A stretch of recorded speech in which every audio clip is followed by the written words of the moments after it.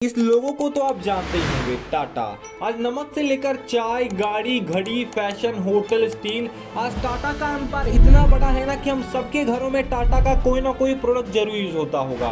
1868 में शुरू हुई ये कंपनी आज 10,28,000 लोगों का एक परिवार बन चुकी है। मतलब जितनी एक देश की पॉपुलेशन होती है ना, उतने लोगों को तो ये सिर्फ रोजगार देते हैं। और एक्चुअल में ये नंबर कितना बड़ा है, इस बात का अंदाजा इस बात से लगा सकते हो कि अंबानी ग्रुप की सारी कंपनीज, अडानी ग्रुप की सारी कंपनीज, आदित्य बिरला ग्रुप की सारी कंपनीज, इंडिया का सबसे बड़ा एम्प्लॉयज बैंक SBI, IBM, इन सारी कंपनीज को एक साथ मिला लो तब जाकर इनके इतना एम्प्लॉयज हो पाएगा। और दुनिया में कमाकर चैरिटी करने वाले तो आपको बहुत लोग दिख जाएंगे, लेकिन जो लोग चैरिटी करने के लिए ही पैसा कमाते हैं वो है टाटा। तो आज की इस वीडियो में हम जानेंगे कैसे 3 जनरेशन से लगातार पीढ़ी दर पीढ़ी टाटा इंडिया को बिल्ड करने में हेल्प कर रही है, एंड क्यों उनका नाम हमेशा एक रेपुटेशन के साथ लिया जाता है। एंड ऑल्सो इस वीडियो के अंत में जानेंगे कुछ ऐसे वैल्यूएबल लेसन्स जिसको इंप्लीमेंट करने से आप अपने बिजनेस के साथ साथ अपनी लाइफ में भी ग्रो कर सकते हो। सो आइए जानते हैं भारत की सबसे पुरानी बिजनेस फैमिली की case study. Let's begin this video. Tata Group has pioneered multiple industries and remains a market leader. Tata Group, India's largest company. It was Tatas who introduced a number of firsts. The first 8-hour day, the first leave with pay. Now, the fundamentals of Tata Technologies are very strong and brokerages are quite bullish. Rather than say that I've grown at 3 times the rate that we have.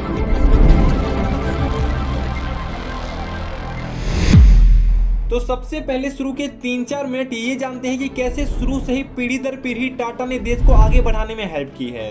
तो हमारी कहानी शुरू होती है British काल से। India इस समय कॉटन का एक अच्छा खासा सप्लायर था और जमशेदजी टाटा के फादर नसरवानजी टाटा इंडिया में कॉटन के एक बहुत ही बड़े ट्रेडर थे। और जमशेदजी टाटा अपनी पूरी पढ़ाई कंप्लीट करके अपने फादर के बिजनेस में मदद कर रहे थे। उस समय इंग्लैंड में टेक्सटाइल यानी कि कपड़े की बहुत बड़ी बड़ी फैक्ट्री हुआ करती थी और वो कपड़ा बनाने के लिए अपना रॉ मटेरियल यानी कि कॉटन अमेरिका से इंपोर्ट करवाते थे, क्योंकि उस समय अमेरिका में कॉटन का सबसे ज्यादा उत्पादन हुआ करता था और इसीलिए वहां कॉटन के दाम बहुत सस्ते हुआ करते थे और मोस्ट ऑफ कंट्रीज वहीं से कॉटन अपने देश में लाने को प्रीफर भी करती थी।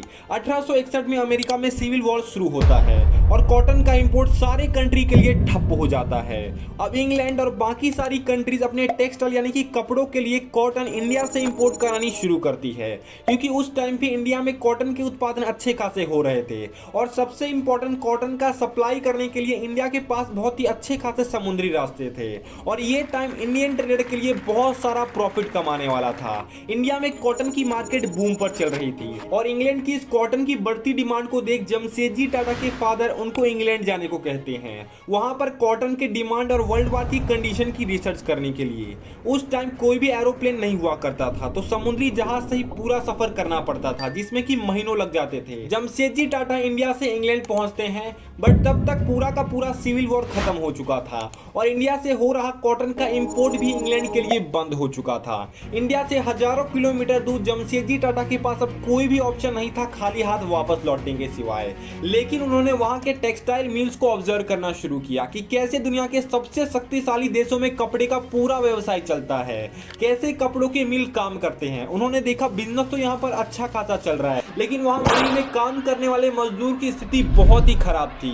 मतलब 16 से 18 घंटे लगातार काम करवा रहे हैं, हफ्ते में एक भी छुट्टी नहीं, एक्सीडेंट कोई हादसा हुआ कंपनी की कोई जिम्मेदारी नहीं, मजदूरों का एक तरह से शोषण हो रहा था मानो। इंडिया में भी सेम ही हालात थे। इसी चीज को देखते हुए जमशेदजी टाटा इंग्लैंड से इंडिया आए और तब इन्होंने एक कपड़े की मिल शुरुआत करने की ठान ली। 1874 में इन्होंने इंडिया में पहली टेक्सटाइल कपड़े की मिल शुरू की जिसका नाम था इम्प्रेस मिल, और ये केवल इंडिया ही नहीं पूरे वर्ल्ड के लिए एक हिस्टोरिक मिल साबित हुआ, क्योंकि जहां इन्होंने इंग्लैंड में मजदूरों की काम करने की स्थिति को देखा था, उसे देख इन्हें पता था कि अगर बिजनेस को मुझे एक ऊंचाइयों पर लेके जाना है तो मुझे मजदूरों को साथ लेकर चलना होगा, उन्हें मोटिवेटेड रखना होगा। और इसीलिए जमशेदजी टाटा ने अपनी मिल में कुछ ऐसी चीजें करी जो कि पूरे वर्ल्ड में पहली बार हो रही थी। उन्होंने कंपनी के अंदर प्रोविडेंट फंड यानी कि PF जो आजकल आप लोग को मिलता है उसका सिस्टम शुरू किया। एम्प्लॉयज को एक्स्ट्रा मनी यानी कि गिफ्ट बोनसेस देने शुरू किए। अगर किसी एम्प्लॉयज के साथ कोई हादसा होता है कंपनी में देन मेडिकल कंपेंसेशन देना शुरू किया। रिटायरमेंट फंड तैयार किए, फैमिली डेज, स्पोर्ट्स डेज मनाने शुरू किए ताकि एम्प्लॉयज एक दूसरे के साथ और कंपनी के साथ दिल से जुड़े रह सके। 1986 में इस इम्प्रेस मिल को MSTC यानी कि महाराष्ट्र स्टेट टेक्सटाइल कॉर्पोरेशन द्वारा टेक ओवर कर लिया गया। ओवरऑल जमशेदजी टाटा की लाइफ में 4 मेजर सपने थे। पहला तो इंडिया में एक स्टील प्लांट होना चाहिए, क्योंकि इन्होंने कहीं ऐसा सुना था कि अगर किसी भी कंट्री को ग्रो करना है तो उस समय उसके पास अपना स्टील प्लांट होना ही चाहिए। इन्होंने खूब मेहनत करी और काफी जुगाड़ लगा के 1912 में अपना पहला स्टील प्लांट लगाया इन जमशेदपुर, और इस शहर का नाम जमशेदपुर जमशेदजी टाटा के नाम पर ही रखा गया। टाटा स्टील की शुरुआत की कहानी काफी लंबी और बहुत ही मजेदार है, इसके बारे में किसी और वीडियो में बात करेंगे। लेकिन जमशेदजी टाटा का दूसरा सपना, देश में एक भव्य होटल होना चाहिए, क्योंकि उस समय मोस्ट ऑफ होटल्स के बाहर dogs and Indians are not allowed ये लिखा होता था। इसको टक्कर देने के लिए इन्होंने देश का पहला होटल जिसमें की लाइट और लग्जरी थी, ऐसा एक भव्य होटल ताज होटल की शुरुआत करी, जो कि आज भी एक इंडिया का प्राइड है। इसके बाद इनका तीसरा सपना, देश में एक हाइड्रो पावर प्लांट होना चाहिए, और चौथा सपना, देश में इंडियन इंस्टीट्यूट ऑफ साइंस एक रिसर्च और एजुकेशन के लिए एक ऐसी जगह होनी चाहिए जहां देश के सारे बच्चे एजुकेशन की ओर आकर्षित हो। और इस मिशन के लिए इतने अवेयर थे कि इस मिशन के लिए इन्होंने अपनी 17 बिल्डिंग्स को बेच दिया। ध्यान से सुनिएगा, 17 बिल्डिंग्स को बेच दिया, और ये टोटली एक चैरिटी का काम था। इससे इनको कमाने कुछ भी नहीं थे, बल्कि और पैसे लगाने ही थे। फिर भी इन्होंने इस मिशन को कंटिन्यू किया। ओवरऑल जमशेदजी टाटा के 4 मेजर सपने थे, जिनकी इन्होंने अपनी लाइफ में नींव तो रख दी थी, लेकिन इन 4 सपनों में से केवल ये एक सपना पूरा कर पाए, ताज होटल का, और बाकी का steel hydro power plant institute running में चल रहा था। इन सारे काम को कंप्लीट किया इनके बेटे दोराबजी टाटा ने। दोराबजी टाटा ने अपने जीवन में पापा के सारे सपनों को पूरा किया, लेकिन इनके नीचे इनका कोई भी वारिस यानी कि बेटा नहीं था, और इसीलिए इन्होंने अपनी पूरी संपत्ति एक ट्रस्ट बनाकर अपने trust sir Dorabji Tata trust के नाम कर दी, और टाटा ग्रुप के सबसे ज्यादा पैसे एंड शेयर्स आज इसी ट्रस्ट के नाम है, सर दोराबजी टाटा ट्रस्ट। इसके बाद बात करते हैं टाटा ग्रुप के एक ऐसे क्रांतिकारी व्यक्ति के बारे में जिसने आज जो भी टाटा ग्रुप को आप इतना विशाल देख रहे हो वहां तक लाने में मदद की है। एक ऐसे व्यक्ति के बारे में जिसको 1992 में भारत सरकार द्वारा भारत रत्न सर्वोच्च पुरस्कार से सम्मानित किया गया, उसके काम को लेकर जानेंगे JRD टाटा के बारे में, उस जहांगीर रतन दादा भाई टाटा। जब इस इंसान ने टाटा ग्रुप की कमान संभाली तो टाटा ग्रुप के अंदर कुल 14 कंपनियां थी, और जब इन्होंने अपना कार्यभार रतन टाटा, जो कि आज हमारे लेजेंडरी इंसान हैं, उनको जब अपना कार्यभार सौंपा, तब तक टाटा ग्रुप की कंपनियों के अंदर 95 कंपनियां शामिल हो चुकी थी। इनके कार्यकाल में टाटा ग्रुप 50 गुने से भी ज्यादा बड़ा हुआ। देश का पहला कमर्शियल एयरलाइन एयर इंडिया की शुरुआत इन्होंने ही करी, जो कि हालांकि बाद में भारत सरकार द्वारा टेक ओवर कर लिया गया, बट अगेन 8 अक्टूबर 2021 में प्राउड से टाटा ग्रुप ने 18,000 करोड़ रुपए देकर एयर इंडिया को फिर से एक्वायर किया। इन्होंने टाटा मोटर्स की शुरुआत करी, TCS देश का नमक टाटा नमक, टाइटन की घड़ियां, टाटा केमिकल्स, टाटा कॉफी, वोल्टास, ऐसे 80 से भी ज्यादा कंपनीज की इन्होंने शुरुआत करी अपने कार्यकाल के अंदर। इसके बाद 1931 में इन्होंने टाटा की चेयरमैनशिप की पोजीशन से स्टेप डाउन कर लिया, और 1932 में इनका देहांत हो गया। अब तक की स्टोरी से तो हमें यही पता चलता है कि टाटा ग्रुप की कंपनियों ने खुद के लिए कभी भी नहीं बल्कि पूरे देश के लिए काम किया है, और इससे हमारा पहला बिजनेस लेसन तैयार होता है कि अगर आप बिजनेस कर रहे हो तो हमेशा खुद के लिए और अपने परिवार के लिए ही मत करो। अगर खुद का पर्सनल ही देखना है तो जॉब कर लो, वो आपके लिए अच्छा रहेगा, बट अगर आप बिजनेस कर रहे हो ट्राई करो कि सोसाइटी में आपके द्वारा 5-10 लोगों का पेट चल सके, ऐसा करने का ट्राई करो। एंड सेकंड लेसन, हमेशा बड़ा सोचो और माइंडसेट बड़ा रखो एंड ट्राई करो उसे अचीव करने का। तो अब इसके बाद बात करते हैं लेजेंडरी टाटा ग्रुप के रतन टाटा जी के बारे में, अपने रतन टाटा। जब इन्होंने टाटा ग्रुप की कमान संभाली तो टाटा ग्रुप $5 बिलियन पे था, और $5 बिलियन से टाटा ग्रुप को इन्होंने $100 बिलियन तक पहुंचा दिया। 1991 में देश में LPG liberalisation, privatisation, globalisation policy आई। इंडिया का मार्केट पूरे वर्ल्ड के लिए खुल गया, और रतन टाटा जी को पता था कि इस चेंज के साथ मुझे अपने कंपनी में भी चेंजेस करने होंगे। इन्होंने अपना पूरा फोकस दूसरी विदेश की कंपनियों को एक्विजिशन करने पर दिया, और मार्केट में बड़े बड़े और जमे प्लेयर्स को एक्वायर किया। $30 बिलियन का रकम दिया और 36 विदेशी कंपनी को अपने पोर्टफोलियो में शामिल कर लिया। कई लोगों ने इनसे पूछा कि फ्यूचर में इन कंपनी का क्या होगा, देन ही से I don't know, but most of डूबी हुई कंपनियों को इन्होंने आसमान तक पहुंचाया। सन 2007 में इन्होंने $12 बिलियन का रकम देकर टेटली टी को एक्वायर किया, और इस कंपनी को इन्होंने कनाडा में नंबर 1 और पूरे वर्ल्ड में, साथ ही यूएसए में नंबर 2 टी ब्रांड की पोजीशन तक लाया। 2007 में टाटा स्टील ने कोरस ग्रुप का एक अगेन सक्सेसफुल एक्विजिशन किया। एंड मोस्ट इंटरेस्टिंग 2008 में लैंड रोवर एंड जैगवार की कहानी, जो कि उस समय $12.7 बिलियन के मैसिव लॉस से गुजर रही थी और बैंकरप्सी के बहुत ही करीब थी उसको इन्होंने $2.3 बिलियन देकर अनप्रेडिक्टेबल एक्वायर किया। और इसके बाद जो हुआ तो मोस्ट ऑफ इंडियंस को पता ही है, मोस्ट ऑफ इंडियंस के लिए एक प्राउड की बात थी। और इस एक्विजिशन का फायदा इनको ये हुआ कि पूरे वर्ल्ड में इनको लैंड रोवर एंड जगुआर की बनी बनाई बिल्ड की हुई नेटवर्क मिल गई। और साथ ही साथ इन कंपनीज के हाई टेक्नोलॉजी से रतन टाटा बहुत ही इंप्रेस थे और फर्स्ट टाइम इनका ये एक्सपीरियंस भी कर रहे थे। कुछ सालों तक तो ये कंपनी तगड़े लॉसेस में चल रही थी, बट आज अगर आप देखोगे देन ये कंपनी 2414 करोड़ के अच्छे खासे प्रॉफिट में ऑपरेट हो रही है। And land rover Jaguar India में एक हाई लग्जरी ब्रांड के रूप में सामने आई है।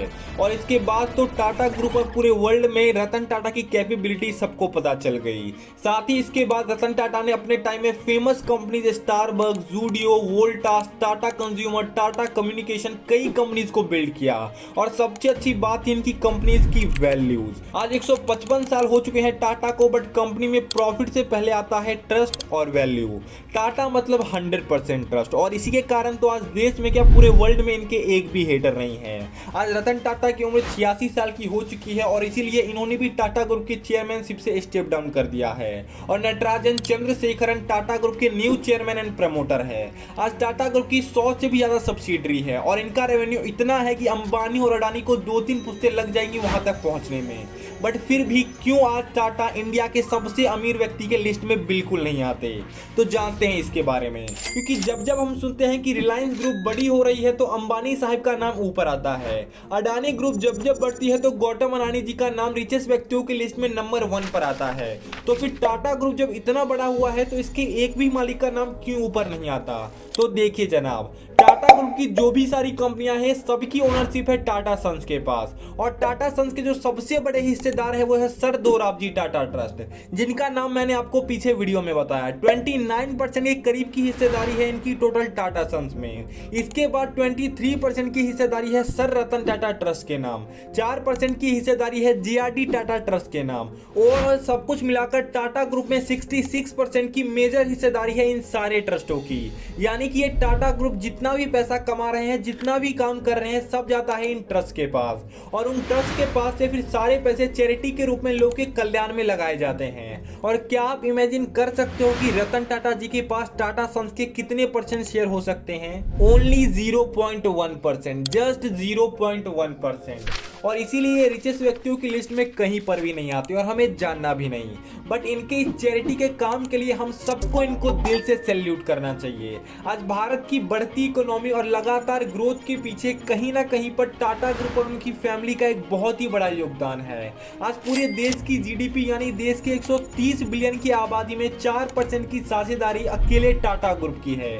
और देश के पूरे टैक्स कलेक्शन में 2.25% यानी कि 50,000 करोड़ का अमाउंट अकेले केवल टाटा ग्रुप देता है। इन सारी चीजों को देखते हुए ये हम सब जरूर कह सकते हैं कि इंडिया एज अ कंट्री को बिल्ड करने में टाटा ग्रुप और उनकी फैमिली का एक बहुत बड़ा हाथ रहा है। और इस पूरी स्टोरी से हमें एक चीज तो 100% पता चलती है कि Tata family integrity and humanity का एक बहुत ही बड़ा प्रतीक है। और इनकी फैमिली के कुछ ऐसे बिजनेस लेसन जो कि आपके बिजनेस के साथ साथ अपनी लाइफ में भी आप जरूर इंप्लीमेंट कर सकते हो। तो पहला और सबसे बड़ा लेसन तो यहाँ पर यही है कि आप जो भी अपनी लाइफ में मिशन ठान चुके हो, ट्राई कीजिए उसे कंप्लीट करने का। और देखिए उससे आपके समाज में और देश की ग्रोथ में जरूर कुछ ना कुछ कंट्रीब्यूट आप कर सको। दूसरा लेसन, धंधे को धंधे की तरह चलाओ, नो इमोशनल अटैचमेंट।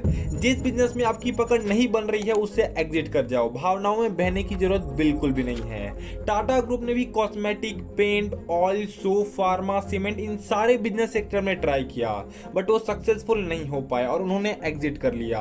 क्योंकि बिजनेस इमोशन से नहीं चलता, वो चलता है स्ट्रेटजी और माइंडसेट के साथ। तीसरा और टाटा ग्रुप का most valuable business lesson, value is more important than profit. जो भी आपने एक कमिटमेंट किया है अपने बिजनेस ग्रुप में अपने कंज्यूमर से, उसे निभाइए। भले ही आपका उससे छोटा या फिर बड़ा ही क्यों ना नुकसान हो रहा हो, उसे सह लीजिए, because values are more important. और ये स्टोरी हमें टाटा ग्रुप से ही सीखने को मिलती है। रिसेंट की बात है जब खुद की चेयरमैनशिप छोड़ने के बाद रतन टाटा जी ने टाटा ग्रुप की पूरी कार्यभार साइरस मिस्त्री को सौंप दी और साइरस मिस्त्री बनते हैं नए नए chairman of Tata group. But एक कंपनी टाटा डोकोमो जिसका आपने नाम भी सुना होगा, उसको साइरस मिस्त्री ने एक कमिटमेंट किया था कि हम आप में अच्छा खासा इन्वेस्टमेंट करेंगे, और वो बाद में इस बात से मुकर रहे थे जस्ट बिकॉज कि उनका लॉस हो रहा था लगातार इस कंपनी में। एंड ये बात जैसे ही रतन टाटा सर को पता चली, उन्हें बिल्कुल भी पसंद नहीं आया और उन्होंने साइरस मिस्त्री को तुरंत का तुरंत टाटा की चेयरमैनशिप पद से हटा दिया। बिकॉज टाटा ग्रुप के लिए वैल्यू पहले नंबर पे आती है और प्रॉफिट दूसरे नंबर पे, और ये नीति कई सालों से टाटा फैमिली में लगातार चली आ रही है। सन 2000 में रतन टाटा जी को पद्म भूषण से सम्मानित किया गया और 2008 में पद्म विभूषण से। तो ये थी एक introductory video on Tata group, शुरू से लेकर अंत तक किस तरीके से कैसे टाटा ग्रुप ने इंडिया को बिल्ड करने में लगातार हेल्प की है।